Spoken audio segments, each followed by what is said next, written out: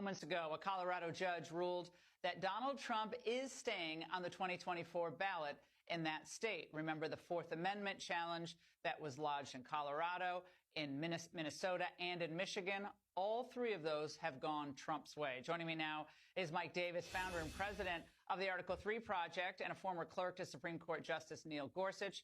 Mike, your reaction, these are three rulings now that have tossed aside, at least now, for now, the 14th Amendment argument that the left was saying was their ticket to keeping Trump off the ballot. Tell us what this means.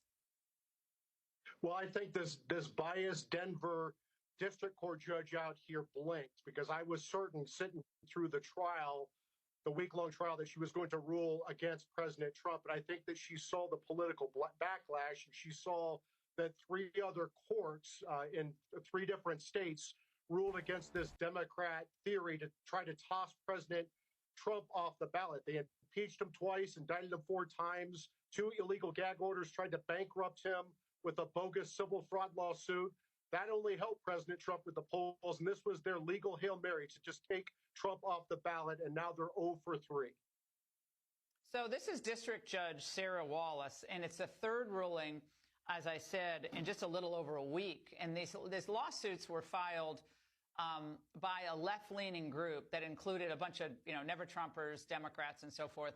But here's a key quote from the judge's ruling.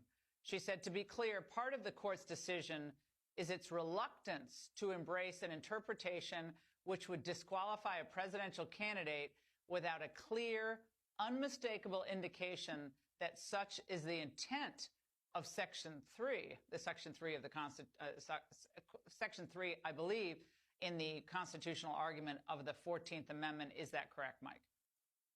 That is correct. And this judge came back from the brink because we could not get anything worse for our country to simply take the leading presidential candidate off the ballot based upon a bogus partisan legal theory that the Democrats are peddling here. The only way to disqualify an office holder under Section 3 of the Constitution, according to case law that's been on the books for over 150 years, is to bring federal criminal charges for insurrection or rebellion, have a jury unanimously find them guilty with evidence beyond a reasonable doubt.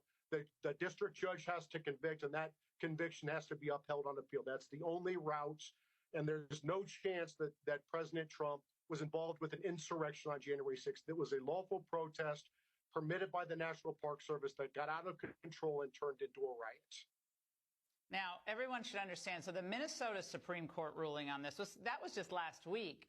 Again, said that Trump could remain on the primary ballot because political parties have the sole choice over whether he appears. And then the Michigan judge who ruled on this said that Congress is the proper forum for deciding whether Section 3 of the 14th Amendment applies. So 3 different judges, 3 different parts of the country. And, Mike, I now want to bring in an attorney who defended Trump in this, former Colorado Secretary of State Scott Gessler. I mean, Scott, I think it was so ironic that all of these individuals who are out there calling Trump a force against democracy, this is dangerous, tyrannical impulses of Donald Trump. Yet this is precisely what this radical interpretation of Section 3, Article of the 14th Amendment, the Constitution, would have done by ripping him off the ballot. It's stunning to me. That's exactly the case.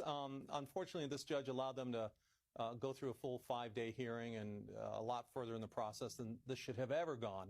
But ultimately, she made the right decision, and that decision is that the people of the United States, we're the ones who get to choose who our president is going to be, not the courts. And it's about, this whole series of cases, it relies on some pretty unusual theories from a law that hasn't been enforced for probably over 100 years. So it was a desperate attempt to really prevent people from being able to vote for the person they want. And, Mike, I've said this time and again, but it's worth repeating tonight, is that the only way the left will stop, if they're stopped by either being, a judge's ruling, and it has to be an emphatic ruling, or a sweeping electoral victory by Americans who just say, you know, enough of this. This isn't even common sense. Forget being a constitutional scholar. This makes no sense. But, you know, judges one after the other have come in and said, cannot do this.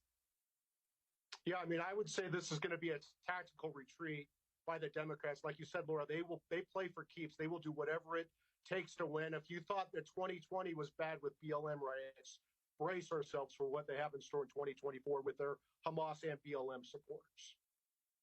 And when we look at this, the way this case is being argued, and look, they're going to not stop.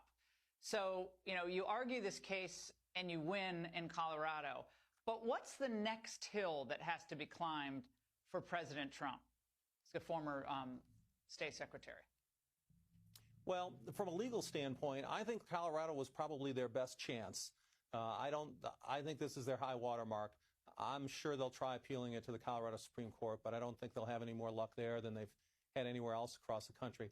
So I'm guessing they'll probably start cooking up a new legal theory that no one's thought of yet because it's so far out to the left wing that no one will think of it. But this, I think, I hope, is their high water mark. Scott, were you surprised if you saw it in this new, I believe this was this was the Washington Post Monmouth poll that shows that Republican primary voters in New Hampshire, I think it's the third most important issue for them is the Justice Department's unfair application of the law. It was the open border, it was inflation, high prices, and I think that came in either third or fourth, ahead of crime.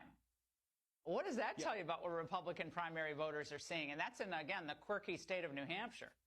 Yeah, I think people are really concerned about fundamental fairness in this country. And you know, we even saw this in Colorado where the Secretary of State, the current Secretary of State here, instead of sort of being neutral and an honest broker, as soon as this complaint was filed, she came out and accused President Trump of all kinds of things, and it was pretty clear she was biased from the start.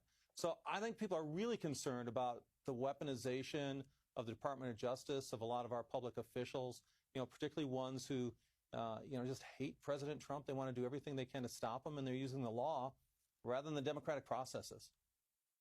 And Mike, nothing is worse than that Judge Engoron. I just think that case in New York, the law clerk, the judge, the smirking for the camera, Letitia James, of all the cases, do you think that is perhaps the worst and the most obviously biased, Mike? I mean, they're blatantly biased, but the problem is he's clearly going to rule against Trump and try to bankrupt his business. Thank God we have people like Elise Stefanik, a congressional leader who filed an ethics complaint against this biased Manhattan judge, and we need to start fighting back against this lawfare and election interference. Scott and Mike, both of you, thank you.